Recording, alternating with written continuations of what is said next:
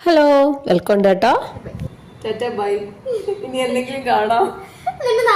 സത്യം പറയാലോ, ഈ വീഡിയോ എടുത്തിട്ട് ഒരാഴ്ച കൂടുതലായി. ഇടണോ വേണ്ടയോ എന്ന് ആലോചിച്ചുള്ള ഒരു കൺഫ്യൂഷനായിരുന്നു. പിന്നെ ഞാൻ ആലോചിച്ചു ഇത് കിടക്കട്ടെ, കുറേ വർഷം കഴിഞ്ഞ് കാണാമല്ലോ, ഇങ്ങനെ ഒരു കൂട്ടുകാരി എനിക്കുണ്ടായിരുന്നു എന്ന്.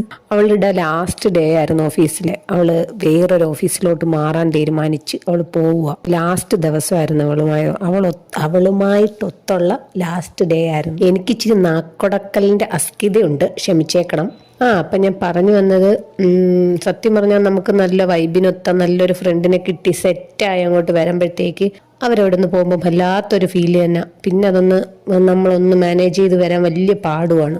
അതുപോലൊരു കൂട്ടുകാരിയായിരുന്നു ഇവളും ഞാനും നല്ല കമ്പനിയായിരുന്നു. എൻ്റെ ഒരേ വൈബ്, അവൾക്കും ഞാൻ അവൾക്കും ഒരേപോലെ വൈബായിരുന്നു. അത് കഴിഞ്ഞ് ഞങ്ങൾ ലഞ്ചൊക്കെ ഷെയർ ചെയ്ത് കഴിച്ചു. ലഞ്ച് കുറച്ച് റിച്ച് ആയിരുന്നു, ഇറച്ചിച്ചോറും ബീഫും കപ്പയൊക്കെ ആയിരുന്നു.